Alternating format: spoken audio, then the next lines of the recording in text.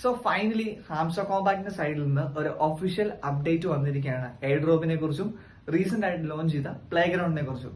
So ആ guys അപ്പൊ നമുക്ക് നോക്കാം. ഫസ്റ്റ് തന്നെ അവർ വളരെ ക്ലിയർ ആയിട്ട് അനൗൺസ്മെന്റിൽ പറയുന്നുണ്ട്, we have received a lot of comments about the new play ground session. Yes, of course. കാരണം ഇപ്പോൾ ഓൾമോസ്റ്റ് മജോറിറ്റി ആയിട്ട് ആൾക്കാർ നല്ല രീതിയിൽ വെറുപ്പിച്ചു വെച്ചിരിക്കുകയാണ് ഈ ഒരു പുതിയൊരു പ്ലേ ഗ്രൗണ്ട് വന്നതിന്റെ. അതിന്റെ മേജർ ആയിട്ടുള്ള റീസൺസ് ആണ് ഞാൻ നിങ്ങൾക്ക് പറഞ്ഞുതരാൻ പോകുന്നത്. എന്താണ് ഇവർ പറഞ്ഞിരിക്കുന്നുള്ള കാര്യമാണ് പറയുന്നത്.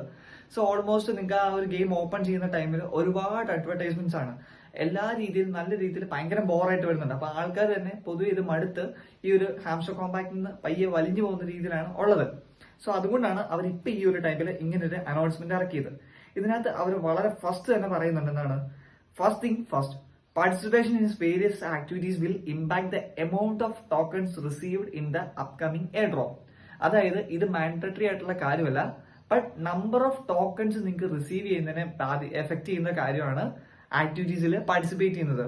സോ ഇവർ വളരെ ക്ലിയർ ആയിട്ട് പറയുന്നുണ്ട് എന്താണ്, ബട്ട് നോ ബോട്ട്സ്. അത് ബോട്ട് അക്കൗണ്ട്സ്, ഇപ്പൊ മേ ബി നിങ്ങൾ റെഫറൽസിനൊക്കെ യൂസ് ചെയ്യുന്ന അക്കൗണ്ട്സ് ഉണ്ടായിരിക്കും, ഇതിനൊന്നും എയർ ഡ്രോപ്പ് കിട്ടത്തില്ല. ബട്ട് ബാക്കി എല്ലാ അക്കൗണ്ട്സിലേക്കും ടോക്കൺ ഡിസ്ട്രിബ്യൂഷൻ വരുന്നത് ഇങ്ങനെയുള്ള നമ്മുടെ നമ്പർ ഓഫ് ആക്ടിവിറ്റീസിൽ പാർട്ടിസിപ്പേഷൻ ചെയ്തതിന്റെ ബേസിസിലൊക്കെ ആയിരിക്കും എന്നാണ് വളരെ ക്ലിയർ ആയിട്ട് അവർ ഇതിൽ മെൻഷൻ ചെയ്തിരിക്കുന്നത്. എല്ലാവർക്കും ഇതിന്റെ എയർ ഡ്രോപ്പ് കിട്ടുന്നുണ്ടായിരിക്കും, but quantity matters. That is completely based on your activities. So അത് നിങ്ങൾ എൻഷുർ ചെയ്തുക. ഇനിയിപ്പോ നിങ്ങൾക്ക് ഒരു ഡൗട്ട് ഉണ്ട് കീസിന്റെ കാര്യത്തിലും ദെൻ പ്ലേ ഗ്രൗണ്ടിന്റെ കാര്യത്തിലും. അതിനുള്ള ഒരു ആൻസർ ആണ് ഇവരുടെ രണ്ടാമത് പറഞ്ഞിരിക്കുന്നത്. അവർ വളരെ ക്ലിയർ ആയിട്ട് നമുക്ക് പറഞ്ഞിട്ടുണ്ട്, we also want to clarify that no section of the game is mandatory to play. ഈ ഒരു പാരഗ്രാഫ് പറഞ്ഞിരിക്കുന്നത് ഞാൻ വളരെ ഷോർട്ടായിട്ട് നിങ്ങൾക്ക് എക്സ്പ്ലെയിൻ ചെയ്ത് തരാം. ഇവർ ഈ ഒരു പാരഗ്രാഫിൽ പറഞ്ഞിരിക്കുന്നത്, അതായത് ചിലർക്ക് ഇതിൽ നമുക്ക് Q4ൽ കുറെ അപ്ഡേറ്റ്സ് വന്നിട്ടുണ്ടായിരുന്നു. ഇവർ Q4ൽ എന്തൊക്കെയാണ് അപ്ഡേറ്റ് എന്ന് വെച്ചാൽ live events, squad compact, then time boundary events, അങ്ങനെ 3-4 ഇവന്റ്സ് അവർ പറഞ്ഞിട്ടുണ്ട്. സ്കിൻസ്, ക്യാരക്ടേഴ്സ്, അങ്ങനെയുള്ള കുറെ കാര്യങ്ങൾ ഇവർ പറഞ്ഞിട്ടുണ്ടായിരുന്നു.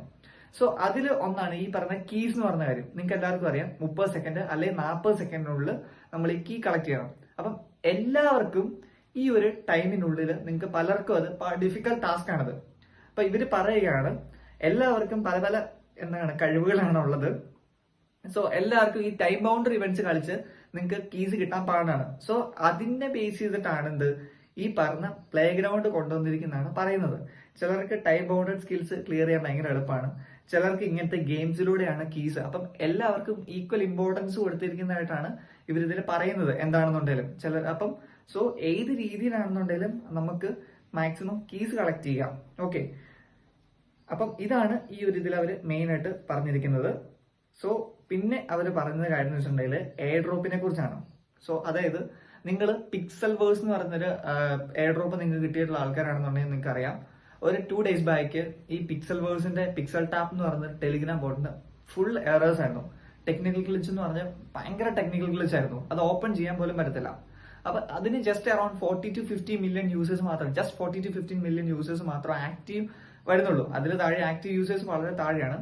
സോ ആ ഒരു സിറ്റുവേഷൻസിൽ പോലും അവർക്ക് ടെക്നിക്കൽ എറേഴ്സ് ഭയങ്കരമായിരുന്നു. അപ്പൊ ജസ്റ്റ് നിങ്ങൾക്ക് ഇമാജിൻ ചെയ്യാം, ഒരു 240 മില്യൺ യൂസേഴ്സ് അല്ലെങ്കിൽ 250 മില്യൺ യൂസേഴ്സ് പോട്ടെ, അതിന്റെ ഒരു 125 million users active real active users വരുന്ന കേസ്, 125 മില്യൺ യൂസേഴ്സ് ഉള്ള കേസിൽ എന്തോരം ഗ്ലിച്ചും കാര്യങ്ങളൊക്കെ വരാൻ പോസിബിലിറ്റീസ് ഉണ്ട്.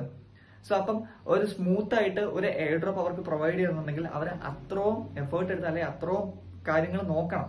സോ ആ ഒരു കാര്യമാണ് ഇവർ പറഞ്ഞിരിക്കുന്നത്. We want the airdrop to be carried out smoothly as possible for every single one of the you and so that every one can receive the tokens.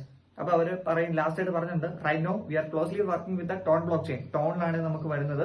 So tone block chain ആയിട്ട് അവർ ടീമായിട്ട് അവർ ഇതിന്റെ ഡെവലപ്മെന്റിനായിട്ട് efficient ആയിട്ട് work ചെയ്യുന്നുണ്ട് എന്നുള്ള കാര്യമാണ് പറയുന്നത്. So എന്റെ ഒരു പേഴ്സണൽ ഒപ്പീനിയൻ വെച്ച് നിങ്ങൾ either way maximum number of keys നിങ്ങൾ കളക്ട് ചെയ്യുക. നിങ്ങൾ അത് മിസ് ചെയ്യല്. കാരണം നിങ്ങളിപ്പോ ഓൾമോസ്റ്റ് എല്ലാവരും തന്നെ 2 million ether in playground or in എന്താ പറയുക പസിൽ മിനി ഗെയിം.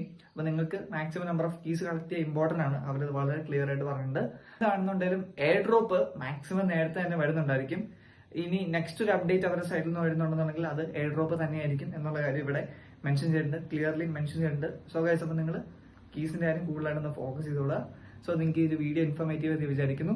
സോ നമ്മുടെ ചാനൽ നിങ്ങൾ ഇതുവരെ സബ്സ്ക്രൈബ് ചെയ്തിട്ടുള്ള സബ്സ്ക്രൈബ് ചെയ്തേക്കാം. So thank you so much guys.